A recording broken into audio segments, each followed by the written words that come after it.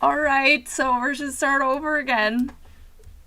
Okay, so hello everybody, and welcome to Wild Owl Psyche, my channel.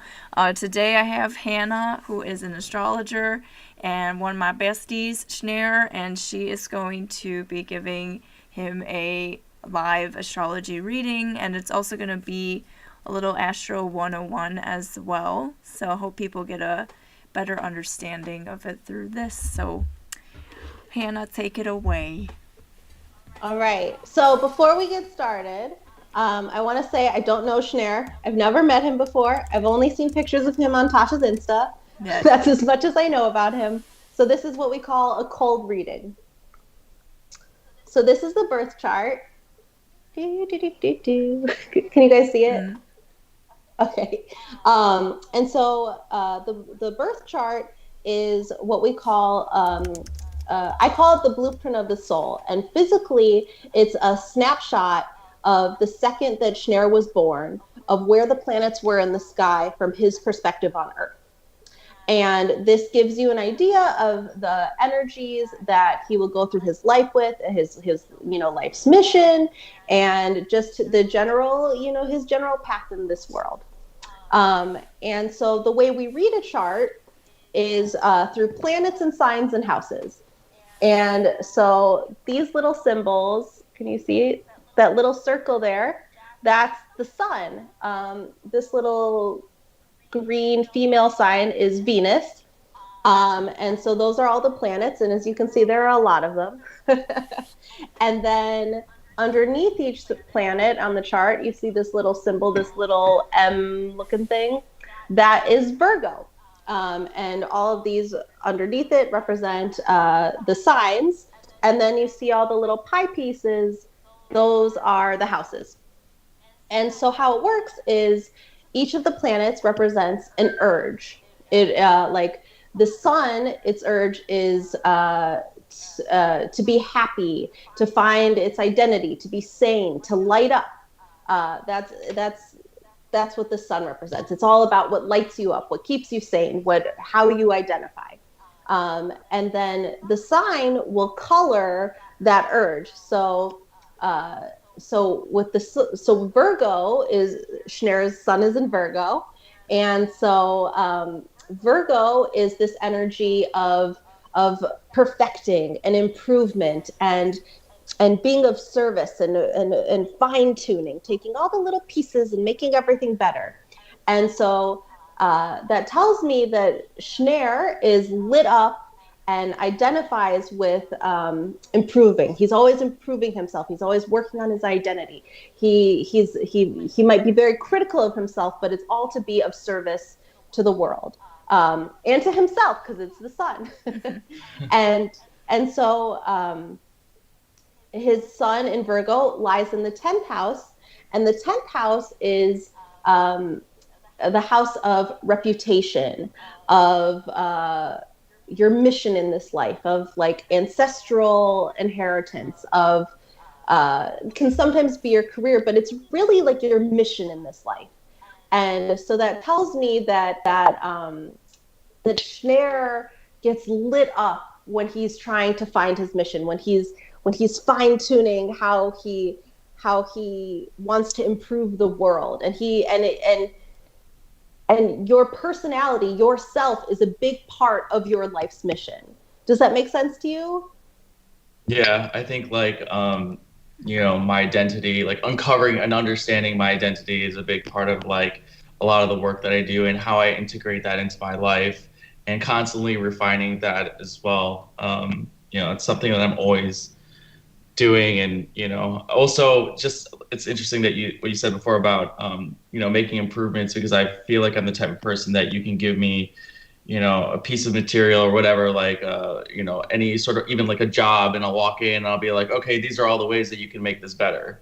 I can take someone's I have a good friend who we'd hang out and she'd be painting, and then I'd come and be like, well, if you just do this and this, then like I think you would get to where you wanted to go. And she's like, oh, okay, and try it. Like, okay, it works. So I'm constantly, I'm very analytical, and always seeking ways to like make things a little bit better. I love it. I love it. I love it. And that's what Virgo's here to do. And like you said, like this criticalness, this critical tendency is for improvement, so you can be of service. It's to help, right? You know, like Virgos will sometimes get a bad rep for being critical and but it's all to be of service, to help the world. It's like, it's such a, I love Virgo energy. It's a beautiful sign. Mm-hmm. So in astrology, you know, we always talk about the big three. And your big three is kind of like your identifier. Like instead of, like sometimes you'll give your whole chart, but your whole chart is so much information. So you say, as astrologers, you say, yeah, I'm a, like, for example, I'm a Leo sun, Capricorn moon, Aries rising. And Tasha is Capricorn sun, Capricorn moon, Aquarius rising. And that gives you just like a little insight, because those are like the three, your sun, moon, and rising are like your three main identifiers. They make up a big chunk of who you are. And so that's going to bring us to your moon. And so the moon, its urge is all about nurturing and love. And it's very much related to the home. And not just like your home, but also your home in your heart. It's related to mother, your mother, and how you mother. It's nurturing. And it's very much what makes you happy. And healthy. It's very much related to health. And so your moon is in Leo, and that tells me that your heart is in art. Your heart is in creativity. Your heart is in having joy and fun, and you need fun and to express your creative energies in order to feel happy. Does that make sense to you? Yeah, absolutely. I always need to be working on something, because I get that like satisfaction, and like it is really the joy in creating something. I think that really drives me to always be working on something, because I know when I'm not, I know that I have the ability to do something. So when I'm not, I feel like there is definitely that urge that like never, that never ceases, for sure. I love it. And so that is, right, that's your Virgo sun working with your Leo moon, because the Virgo sun is like, I got to be productive. I got to fill all these spaces with practicality. And your moon is like, well, but my heart wants to be creative. Well, I have to be creative for my sun to feel sane. I need to be creative for my heart to feel full. Yeah. It is. I feel like it's a balance. Like I do have to, like, in order to be creative, sometimes I feel like I can't just do creative things, because then I would get lost in a cloud. Like I also need, some things that are more like grounding and practical. But to be busy, to be out, sometimes that just means like hanging out with friends and, not thinking about some things, but just connecting and, and like having fun. And then, then going back into my cave and then like working away on something. I love it. And so your Leo moon is in the 9th house, and the 9th house is like all about perspective. So it's like your worldview. It's like how you see everything. It's like the lens through which you see the world. And so that tells me that you have a genuine or generally happy perspective on the world, a generally very unique, like you no one sees it the way you do, and you need to feel like connected to the world. You can't just like hide away, like you said, like you have to go to your cave, but you have to be out in the open. It's very much like, and I feel like you also have to share your vision, right? You have to share your heart. You have to share your creativity. You can't just stow it away. And every single thing you do, everything you create becomes a part of you, becomes a part of your perspective. Does that make sense to you? Yeah, it's pretty accurate. I love it. So then that brings me to your Scorpio rising. And so the rising is not a planet. It's different in that way. It is simply this line right here. Can you see that? Yeah. And so your rising is also known as your ascendant, and the ascendant is a point in the chart, and it is what sign was rising on the horizon at the moment you were born. And your rising sign or ascendant, what it is it's your first instinct. It's the first thing you go to do. It's how their first impression of you. It's very first, right? Because rising on the horizon, it's like, oh, that's first. Oh, it's very much like that. So you are a Scorpio rising. So your big three is you're a Virgo sun, Leo moon, Scorpio rising. And so your Scorpio rising, your first instinct is not to just take what you see on the surface. You don't just look at, like, you're given something and you're like, I got to go deeper than that. You have to look underneath everything and really explore. And I think it's also your first instinct to not just do something, but to become it and to let it change you and transform. Absolutely. That's so true with, in multiple areas, like with learning, like when I learned something, that's why school was so challenging, because I couldn't just read a page. I'd have to like really read it and really understand it, and then look up the words I didn't know. And then also if there's some concept that I didn't understand, I have to go look that up and then get lost. So I can come back and be like, okay, I can, I really integrate that into my being. And also with relationships as well, it's never about just like casually getting to know someone. Like I don't really like just the little small talk. It's like if I, if I can see I have a connection with you, I'm not just gonna want to like, hang out and not want to get to know you. Like I'm gonna want to dive in, and sometimes it can be a little bit too much. I feel like that could be intimidating because not everyone wants to like someone to like get in their business like that. Sometimes it takes time, but also with me it takes time. I don't just open up to anyone. Like I'm a little bit reserved at first, and once I can understand who you are, and I can feel like I can trust you, or if like you're worth my time, if you're not just a douchebag or something. Someone who's like just more like with who they are as a person, who I feel like does the work with themselves a little bit. That's easier for me to like relate to them. Everything you just said is like classic Scorpio rising. I love it. You have to protect yourself. Scorpio energy very much, it merges. It's a very merging energy. And so, like you said, you're not just going to merge with any old dude. Like you have to get to know someone. You have to see, like, are you worth all my energy? Because Scorpio is very intense, right? And they focus very hard. And so you're like, well, I'm not just like going to go with what I see on the surface. I have to go deeper. Yep. I love it. So that brings me to every sign is ruled by a planet, or sometimes two planets. It depends on the astrologer.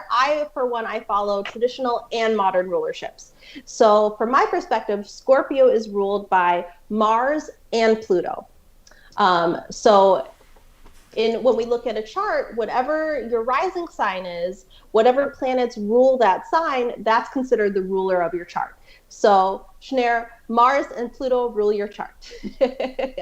So that brings me to your Mars, which Mars is all about drive and passion and anger and lust. It's all those things, and it's very much a push forward. It's all about going forward, and it's passion, right? And you have a lot of that, right? Because you're a Scorpio rising, so you have this very strong Mars, and Mars is in Gemini. Your Mars is in Gemini, and Gemini is the sign that does all the things. It can't just do one thing; it has to do all the things, and it loves to talk, and it loves to try new things, and it gets bored easily, and it loves to play roles and try new things, and it's always exploring. It's like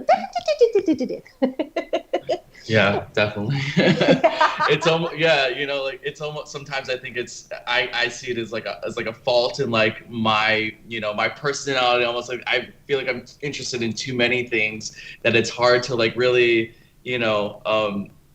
keep focused and and make progress in one area, because I'm like, but now I want to do this thing, and then I'll start doing another thing. But eventually I circle back, so that's what I think I'm learning to do now, is like, okay, how do I make time to do all the things that I'm interested in, And that's like the beauty of your chart, right? Is that you have this Mars and Gemini that gives you passion in all these areas. And so it's a gift. It's really a gift that you give to be able to be interested in all these areas, to pursue all these areas, and to have excitement in all these areas, And we do. They're so, we have all these like hang-ups, right? We have these hang-ups about these energies, like Gemini energy is often compared to like ADD or ADHD, and how like that's not valued in our society because that doesn't go deeper and make us money, whereas, Right.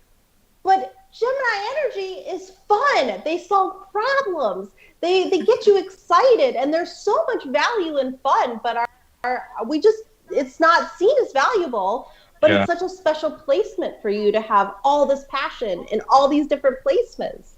Right. I think it just broadens and enhances your experience to some level, because you're able to like look outside of the things that you know and be excited about it. And that's a big driver for me, is like constantly trying to find the things that excite me.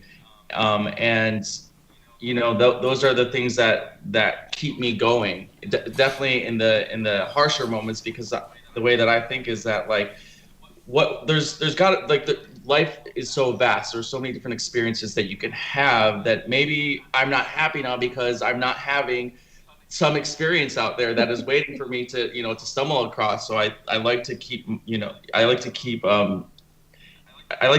be playful.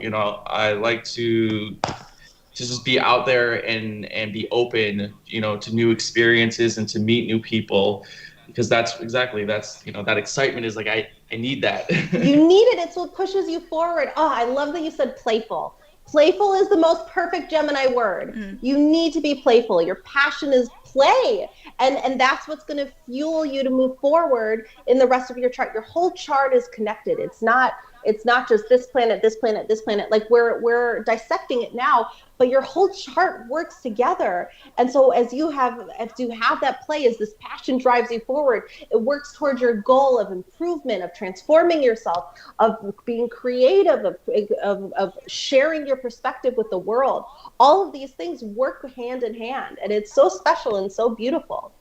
And so now your Mars in Gemini is in the 7th house. And the 7th house is all about the other. It's all about one-on-one relationships and contracts and just very much other people.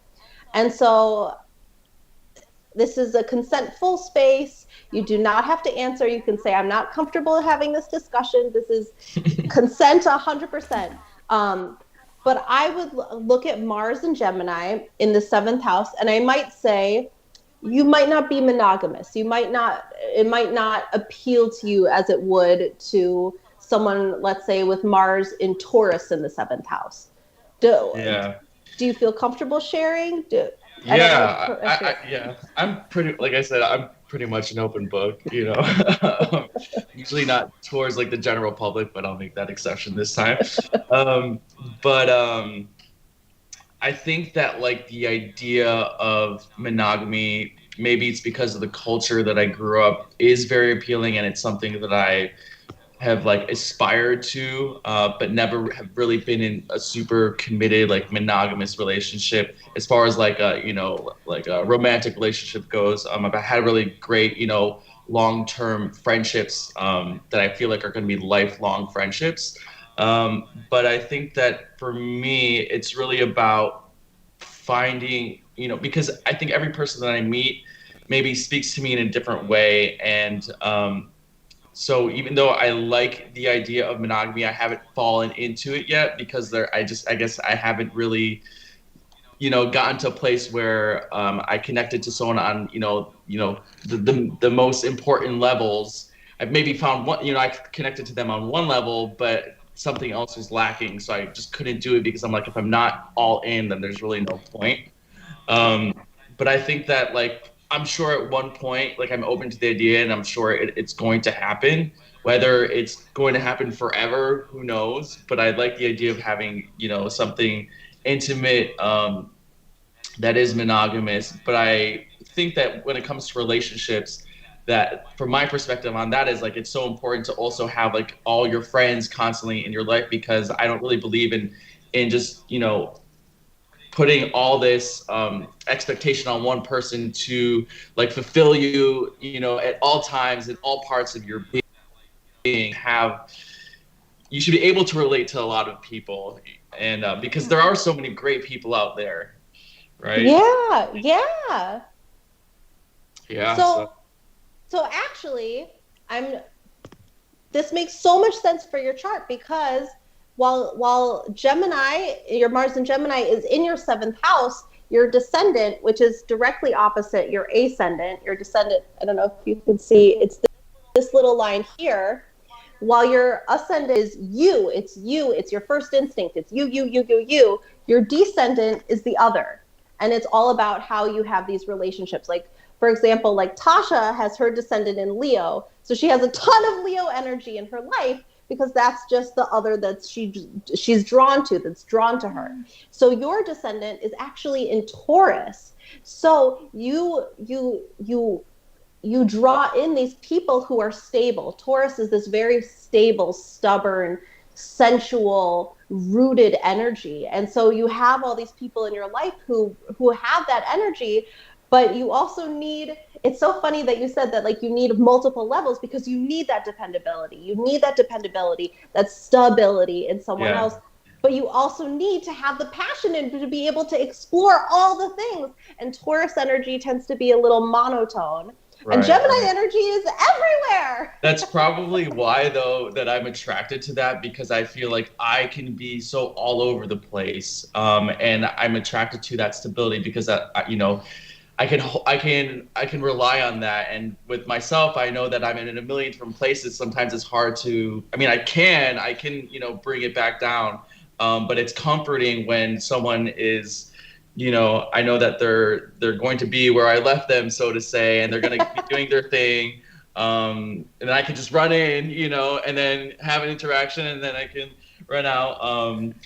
But I've noticed, even like with dating, I like in my mind, I'm like, okay, someone that has like an established career, that is more like solid, because I feel like I'm always going to be on the go. And I have some friends who are also like me, that were blah, blah, blah, blah, blah, blah, blah. And sometimes it's like, it's between us, all of us, whatever. It's just like, we don't know when to stop, so being around, some people who are calm, it just like reminds me that, like, to put my roots down, at times, the importance of doing that and having that balance of, being out there and being playful and then exploring, and then also coming back, and also, taking things down to a little bit more of a, intimate level, and more just, living a little bit more, monotonous, because there's a value to that too, being grounded, it makes you like feel connected in a way that you can't when you're all over the place. For sure. And you crave that, and you crave that in other people. Like I said, you crave this dependability with also this ability to do all the things. And that's hard to find in one person.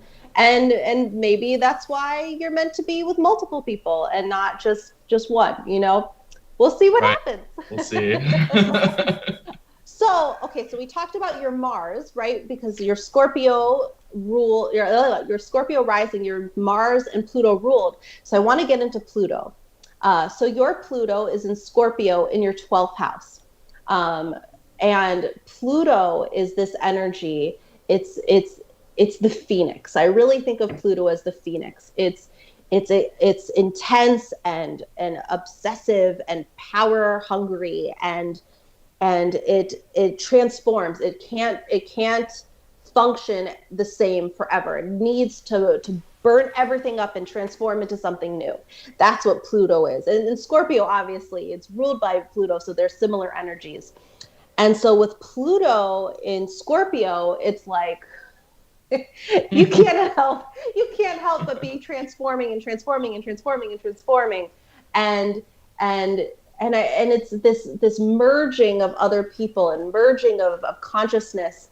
And so now Pluto is in your 12th house, and the 12th house is the house of the unconscious. It's the house of like pregnancy, and not just like a pregnant baby, but like before it's birthed. It's everything. Incubation. Yeah, exactly. It's everything before it comes into being, right? It's that cocoon, right? Mm-hmm. That's what the 12th house is. And so this tells me, and the 12th house is also very connected to the collective unconscious, right? And so do you meditate? Do you feel any psychic energy? Uh, yeah, I definitely meditate often. Um, Not specifically like, I mean, different forms of meditation, not just like sit in silence, but constantly, like I mentioned before, being out in the world is great, but then I always need time to go into my cave and kind of process and analyze. And I feel like I do go through that cycle of constant transformation, because I'll go out and have an experience and I'll integrate that experience, and then it might break me down, but then I'll like reemerge, and that happens all the time. Like it's like a cycle, I can sometimes I'm like, oh, at this point of the cycle, am I either the up, right now maybe I need to just shut out from the world, and then sometimes it can be really difficult, but I know that like it's really about just moving through that period with a little bit of grace, and sometimes it's just not being so critical,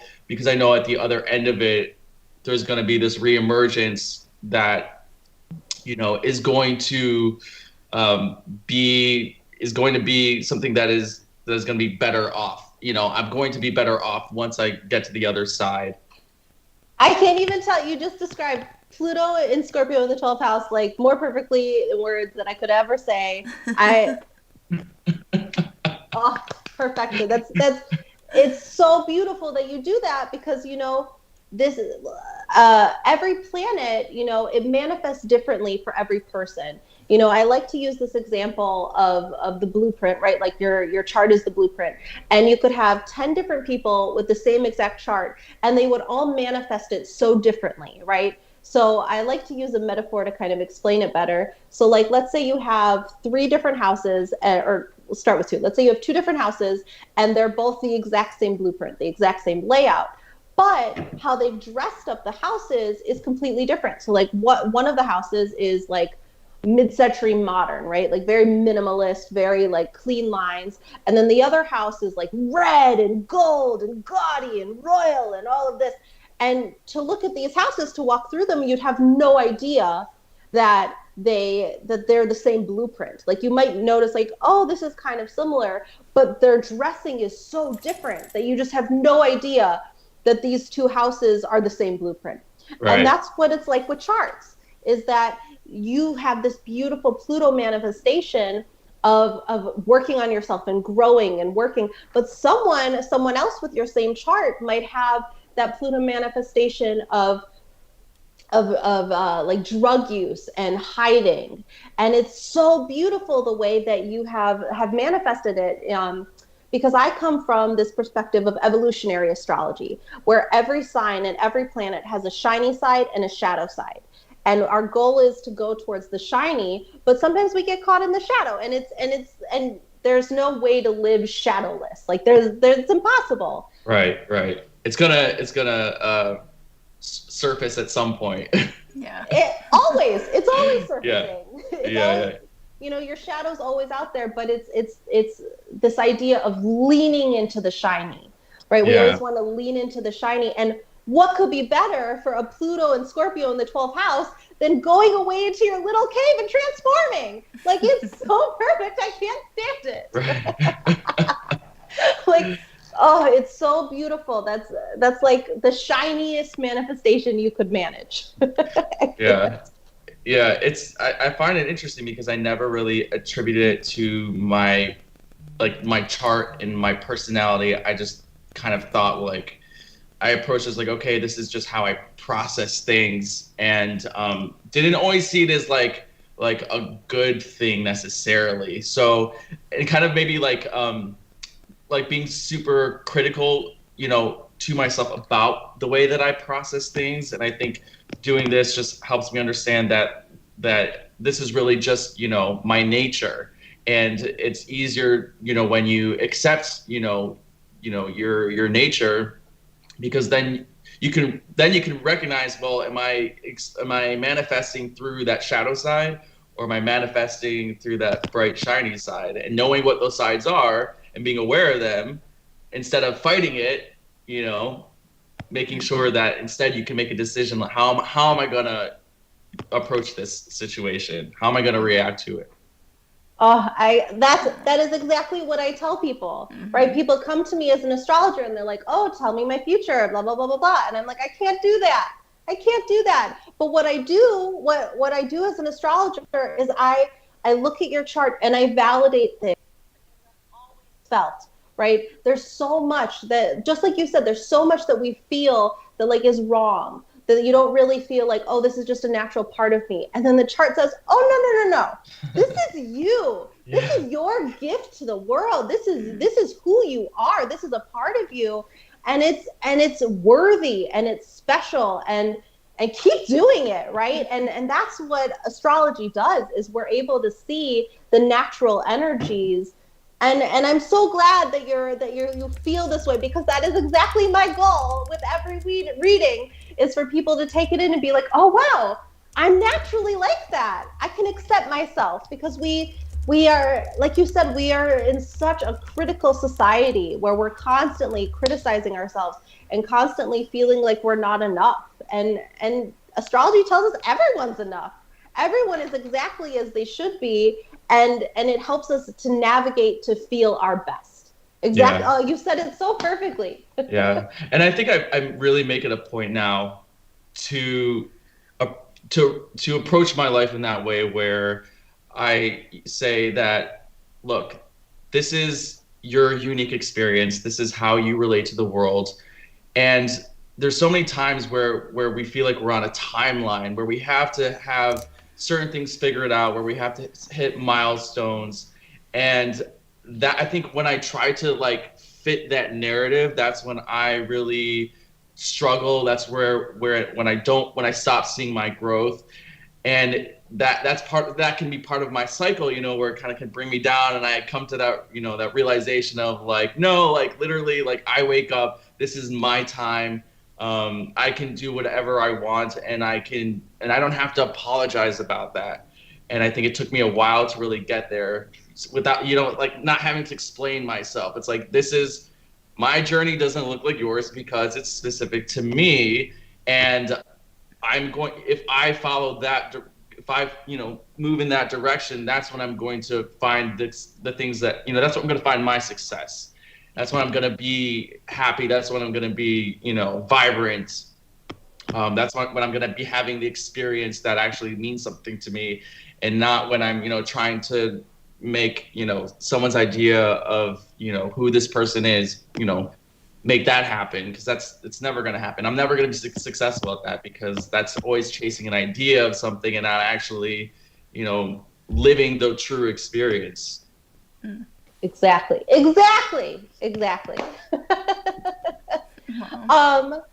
Tasha, how are we doing on time? Should I dive into more planets, or should... Yeah, I'm done. If you guys have time, I have time. I have like a 2-hour window, but however long you guys have, I mean, I'm open to it if you are. Yeah, for sure. But before I just like go... Oh, I'm sorry, Shanir, do you have time? I have some time. I think I have a good 30 minutes. Okay, beautiful. So before I dive into anything else, is there anything you have a question that you want me to answer? Yeah, I was kind of curious about charts and how they might differ when two people are born at the same time in the same place. Let's say there was a baby that was born in the next room in the hospital at the same time. When you meet us, do you think that our personalities would be like identical or very similar? I've always wondered about that. So it's like the blueprint, right? Like one of you would have these underlying maps that are similar. You would have the basics of the energies that are similar, but you yourselves would be very, very different. I know, so Tasha has a very, very unique chart. Like Tasha's chart is once in a lifetime. Like it's no one has Tasha's chart, but I know one other person who does. But so Tasha's chart is literally all Capricorn, all like meshed together in her 12th house. And now I know someone, and his chart is a little different. I don't remember. I'm not as close with him, so I don't remember his whole chart. But it was basically the same. They're born very, very close together. But he was born in another country, so it's different.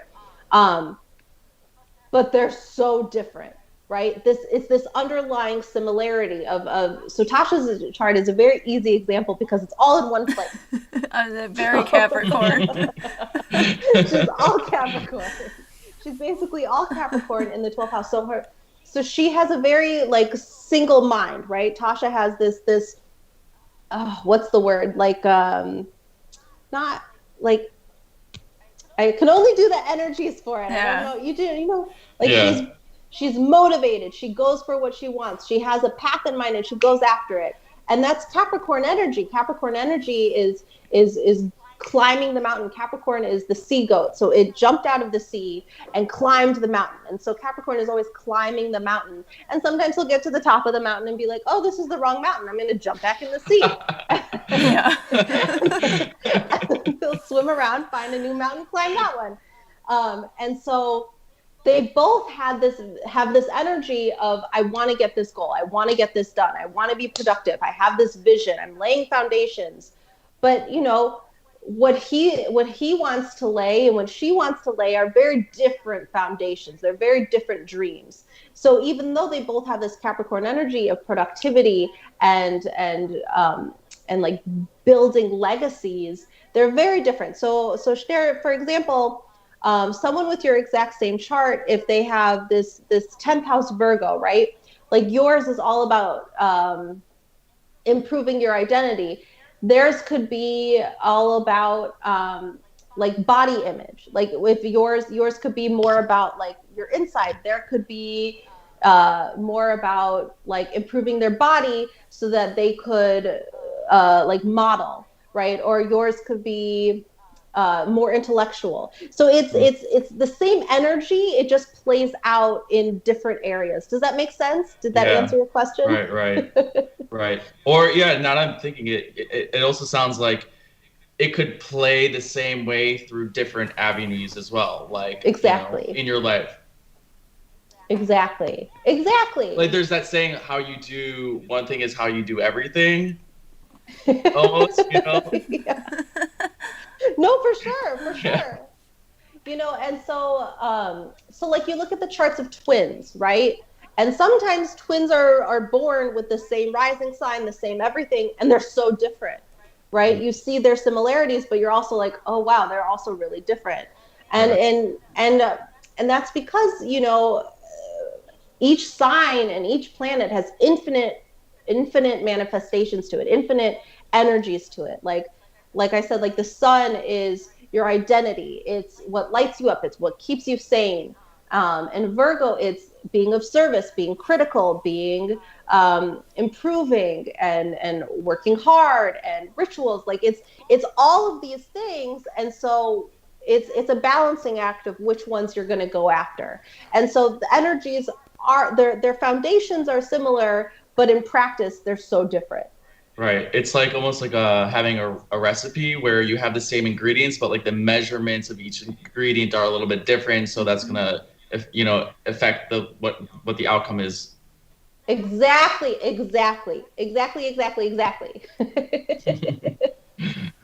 Oh, I love it. Did you have any other questions? Not right now. I don't think so. No. Cool. All right. So I'm going to talk about another place in your chart. This is my favorite thing in everyone's chart. And it's called the nodes. It's called the nodes of the moon. Mm-hmm. And so physically, they're just the ecliptic points. It's where the moon and the sun will eclipse. But in the chart, they're physical points that you see. And so the south node represents, and you know, everyone feels differently about reincarnation and all of that. I don't know. Do you resonate with like multiple lives, reincarnation, or how do you feel about that? There's definitely a part of me that is suspicious about that. For sure. I've actually spoken to a woman who kind of looked into that one time and basically was telling me about some of my past lives. I don't know if that was necessarily true or if there's something she just made up, but I always wonder about it. And yeah, anything's possible. All right, cool. So sometimes people don't resonate with like multiple lifetimes, or don't they're like, like Catholicism can be very rigid and does not identify with that belief at all. So I changed the language a little. Right. I grew up with a pretty, religious background, which does identify, and that concept does exist for sure. Beautiful. Yeah.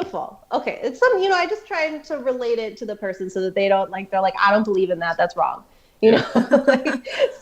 So your South Node represents energies that you've brought with you from your past lives, right? It's energies that you have mastered in your past lives. It's what you're really good at, but it's not meant for this life. You mastered it in your past lives. So it's an energy that you can get stuck in.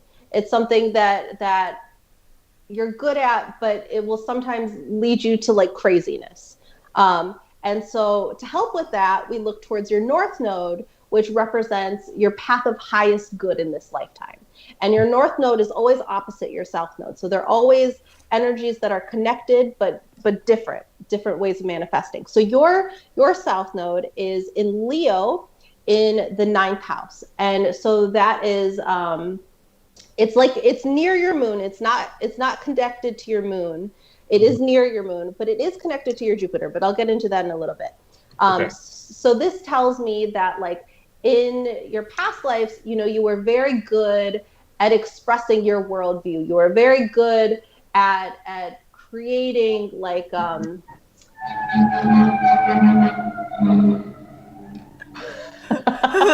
That's coming from my street. Oh, okay. I was like, I'm in my basement. You were very good at like, I want to say like creating stories, right? Creating stories, creating legends. Maybe you were like I think of William Shakespeare, right? Like he's so known for his perspective, for his worldview, like a philosopher, right? But just like someone who's creative. So you get stuck in these patterns of with Leo energy. Leo, I say this as a Leo. Leos, we can be very self-centered, right? And sometimes we get stuck in drama or our own way of seeing the world, or in just ourselves. We get lost in ourselves. Leo is related to the self very closely. So sometimes you can get stuck in only seeing things from your way, and maybe not seeing things from the whole view and how this works for you, and maybe also stuck in the fun. Sometimes you're like, I just want to have a good time. Does this resonate with you at all? Yeah. Okay.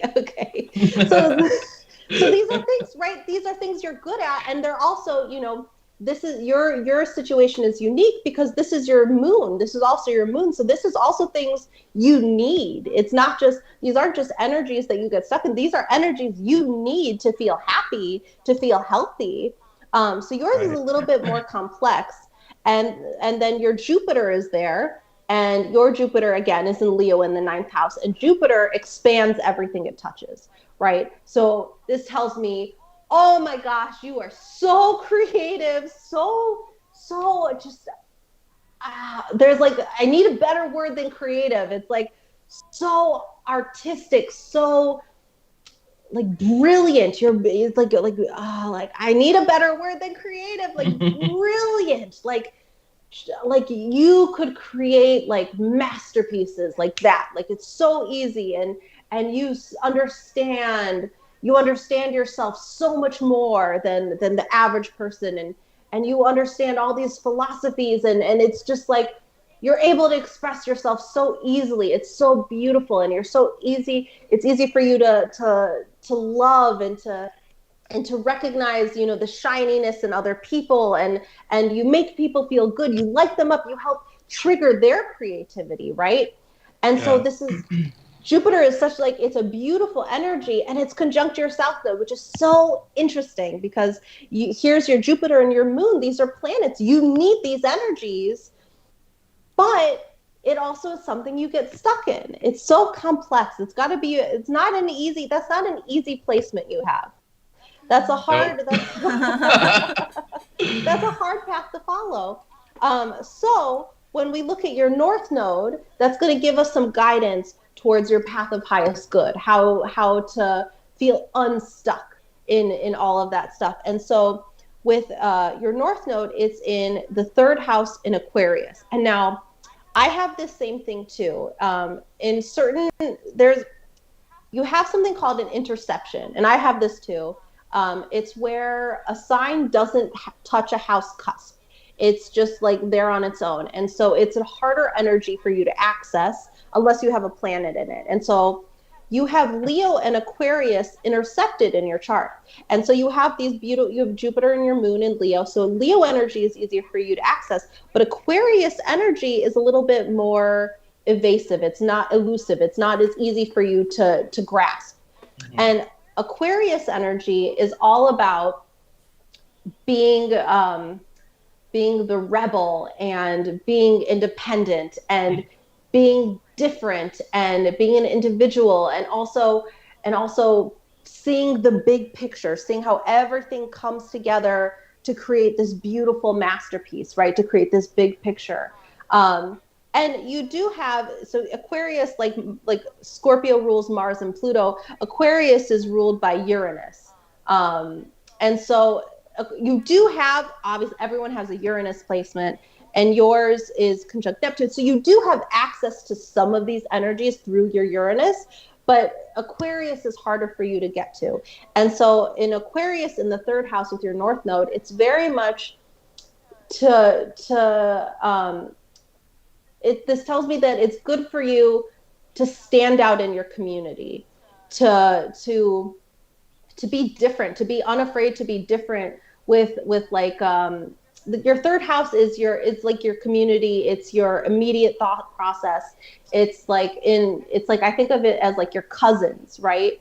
And so I wonder if you struggle to be fully, like, to let your freak flag fly with every community you're a part of. Is that something you struggle with? I would say so. I think it's not always easy to, like, I'm trying to think like how to express this, because I've always felt that wherever I was, I felt like a little bit out of place, you know. And I never quite fit into one area, you know, so it's really hard to just be everything in one space, because I felt like there's a part of me that didn't really belong there, that was kind of, you know, meant for something else. So maybe that's why that affected me in a way where I would be a little bit more reserved, and would only really let my freak flag fly when I was around people who were, you know, multi-dimensional, or were, you know, kind of created that space where, you know, all parts of me, you know, fit in perfectly, which doesn't really happen. You know, I remember until I was an adult where I finally was starting to find like other people where I'm like, okay, this is the first time where actually, and I was thinking about this morning, you know, where there were periods in my life, I'm like, I didn't have that until later in my life. And that's kind of, you know, been a defining moment for me, because I think up until then it can feel a little bit like isolating, where you know, you grow up in a certain environment, or, you know, even with your friends, there's always just something that's a little bit different from you, that like you can't really relate to them in a way, so therefore you're not really yourself the whole time. And, you know, and I think that definitely affected, you know, my rate of growth. I think, you know, that sometimes I would hold myself back and wouldn't allow myself to completely indulge. And now I think I'm finally getting to the point where it's like I'm kind of embracing all this. And it's good to hear that, because I've never really explored this part of my chart before. So I had never really, again, related it to like, this is just part of my path, part of my nature. This is just kind of like me in my head, like trying to figure out what the hell is going on. But, you know, now it's like, okay, I don't have to feel so like responsible for it, you know, where I can just kind of embrace it and understand it, and then, you know, utilize this to like help me go forward and not beat myself up over it. Be like, okay, this is the story, and like now how can I, you know, how can I indulge? Yeah. Yeah. And the more, I'm telling you, the more you lean into just being your like weirdo self wherever you are, people are going to come and thank you for it. You are going to, it's going to help you to like lead, and your community will be better off for it, because Aquarius is also like very humanitarian, right? They help people. And Aquarius is such a complicated energy, and it's this, it's the water bearer, so they bring the water to everyone who needs it, and they do that by being themselves, by being unforgivingly themselves, and being these unique individuals. They're weirdos, they're different from society. Yeah.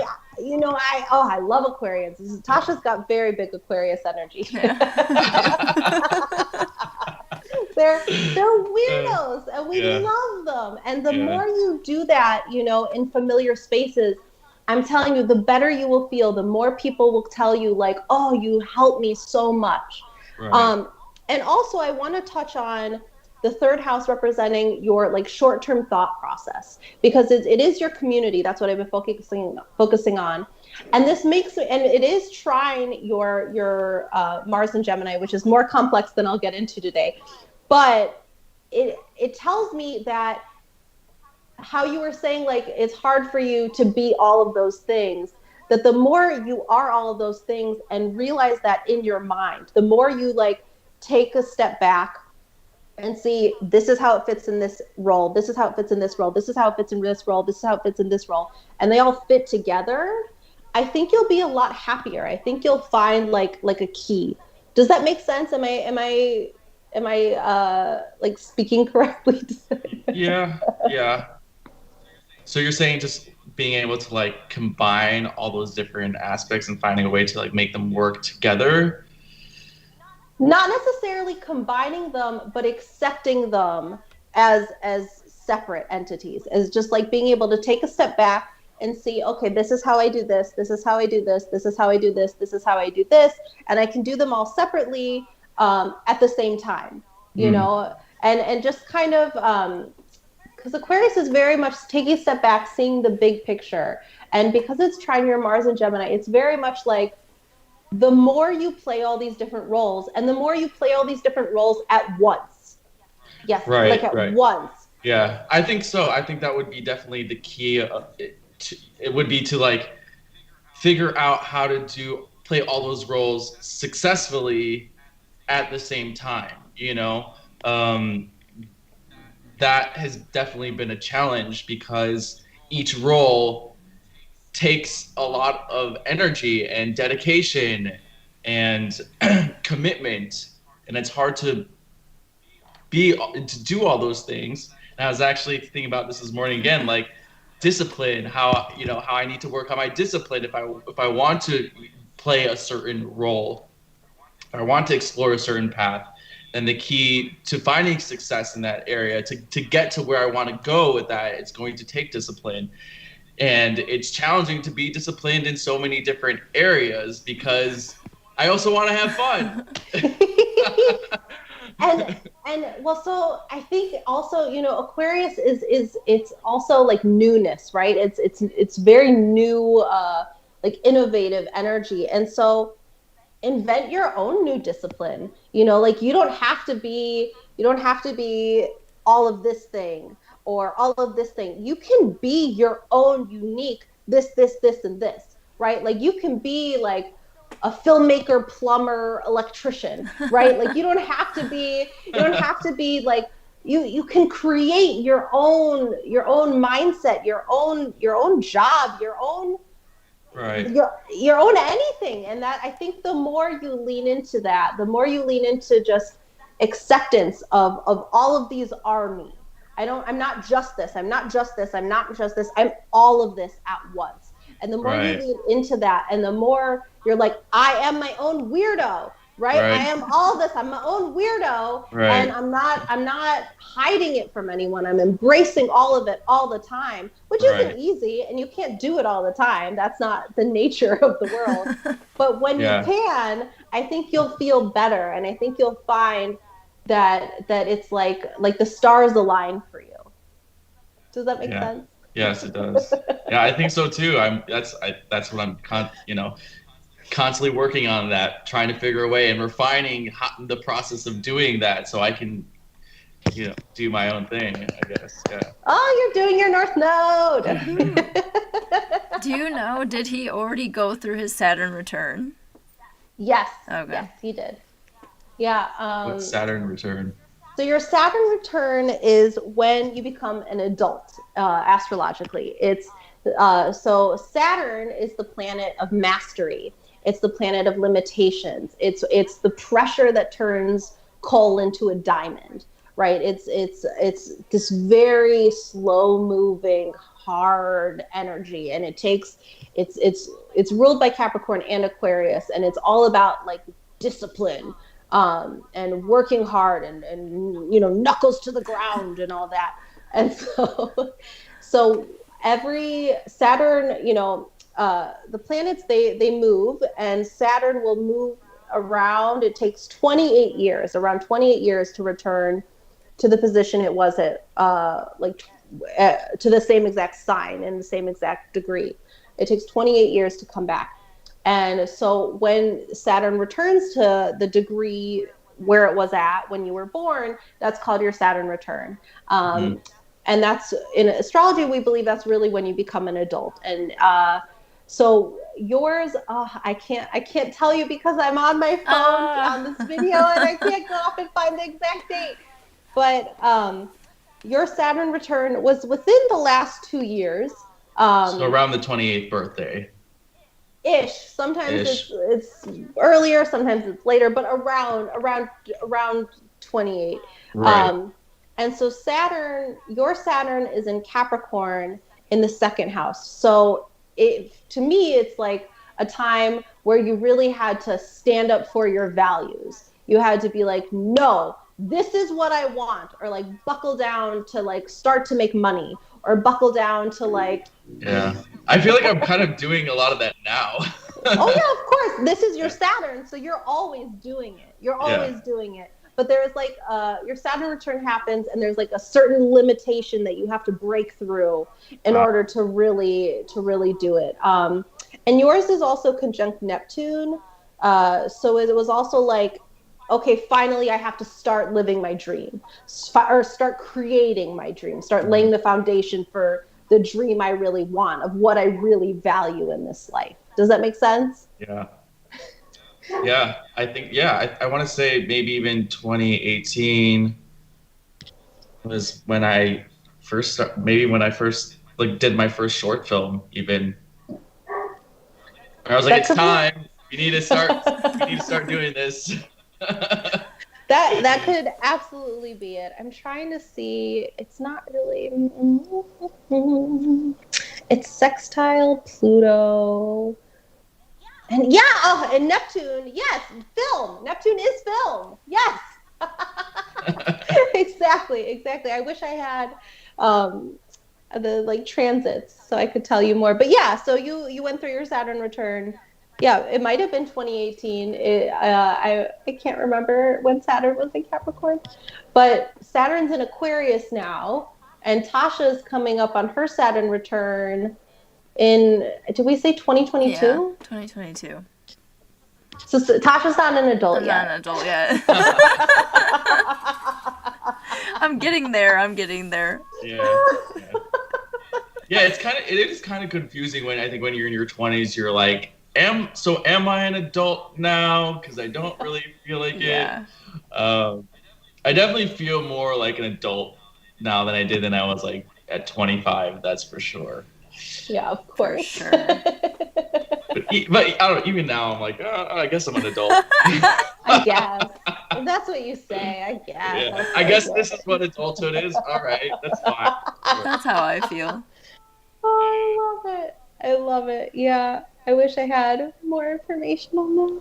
That's okay. We That's can come back to that time. For sure. So is that the bulk of all the info? That's what I've got for you right now. I mean, I could go into more. It's endless. The chart is endless. Yeah. We could literally go on forever about your chart, and Like sometimes Tasha and I will talk, and she'll say like one little thing, and I'll be like, oh, this and this and this in your chart, da, da, da, da, da. And it's because it represents everything. Yeah. Literally everything. Yeah. So we could go on for hours and hours and hours, and I could keep talking. But I think it's better if you have more questions. I am happy to answer any more questions. Right. I don't know if I have any questions. I just, again, I think it's so interesting to me that there was certain parts of the chart that like I was aware of, and then never really gave thought to. But now that I'm hearing about them, like the north and the south nodes, that has kind of, got me to some sort of realization where there's parts of me where I was trying to figure out, and I was probably attributing them to, something wrong with me or my faults or something, rather than it being, this is just part of your blueprint essentially.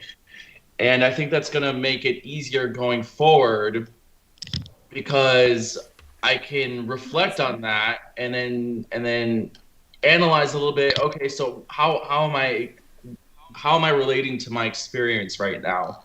And is there maybe a different way? Like, what's the flip side of it? What's the shiny bright side versus like, where am I getting caught? Mm-hmm. Like you mentioned getting stuck in that, and I feel that I do definitely get in these ruts with, especially when it comes to creative things.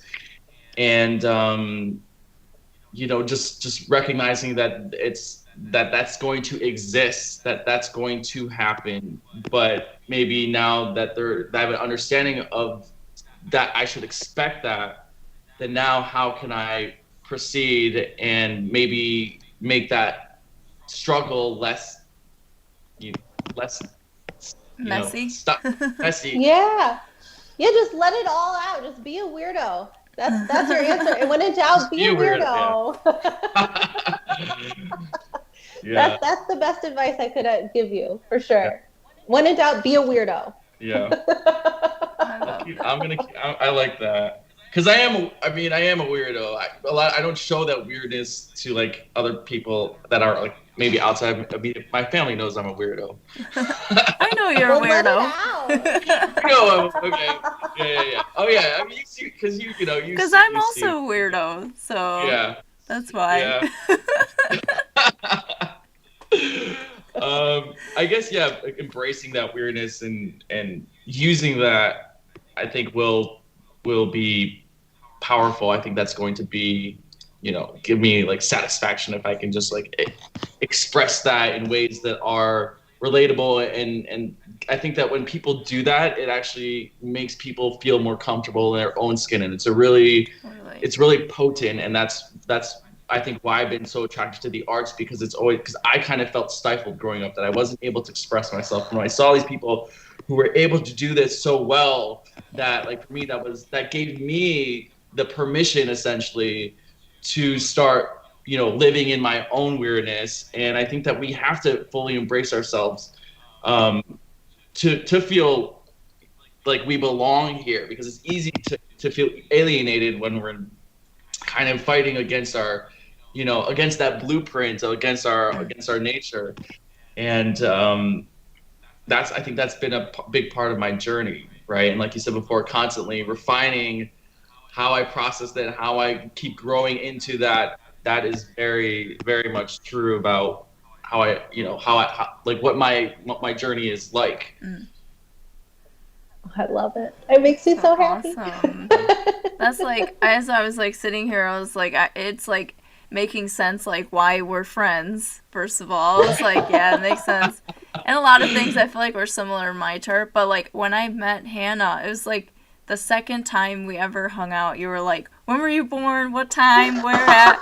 And I was like, oh, and at the time I had this whole idea of astrology that was very much just like sun sign and like just sun sign. And I kind of had this idea that I was like, well, horoscopes is like, anybody can relate to it. And it's not.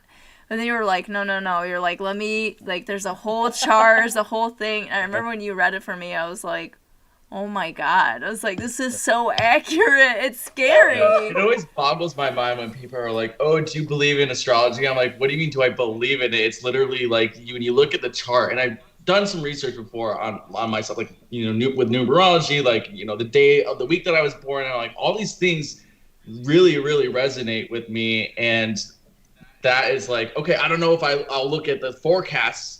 I had one time I signed up for an email, it was an email from one of these websites, and I would get like forecasts every single day. I'm like, this is too much. I don't need to be reading every moment. Yeah. That's unnecessary. Yeah. But I do think that this really can give someone a better understanding of kind of what's going on with themselves. Like you said, validating certain parts of themselves where it's easier to kind of relax, where you don't have to feel like everything is your fault, but just understanding that like this is what you've been given. Like this is kind of like this is the person that you're gonna be, and the better that you understand that, the more that you're able to embrace it. I think that like across the board, people will be just happier, more fulfilled. They're going to be able to go after the things that matter to them, and they're going to be able to respect when other people are living from that place as well, and recognize that. And I think that's super important, because it is really a ripple effect. I think when someone is really truly themselves, and that when they're really like a master of themselves, that for me, that's inspiring. When I see people go out and do things that are really like strong, that come from that place of like strong character and will, that makes me want to go out and do those things for myself. Yeah. I love it. I love it so much. For sure. I feel that. And horoscopes aren't always written by astrologers. P.S. Okay. Like those and on top of that, when you read a horoscope, you're not supposed to read your sun sign. You're supposed to read your rising sign. So everyone's reading the wrong horoscope. Wow. Yeah. See, but that's the thing too, is like it always comes up in conversation. What's your sign? And every time I say like, well, I'm a Virgo sun sign, but I don't think that's how people really see me as a Virgo. I think people see me more as a Scorpio, right? Because that's kind of like what we, it's that's your first impression. Exactly. Yeah. So you want to know about Virgo. That's internally, that's maybe how I like do things, or that's kind of part of my process. But like, I'm not going to show that to you. Like sometimes, and I feel like the Virgo and then the Scorpio rising are kind of different. Like I feel like the Virgo is more reserved, and the Scorpio can be kind of like, kind of lash out and be and not be so shy, and and you have this Leo moon. You have this Leo moon that's so expressive, like because Virgo is an earth sign, so it's very practical and down to earth, and a little more reserved. And Scorpio is a water sign, so it's very feeling and emotional and and under the surface. And Leo is a fire sign, so it's love. So you're not just a Virgo. Right. Like, one sign can't describe everyone. Like I said, everyone has every single sign in their chart.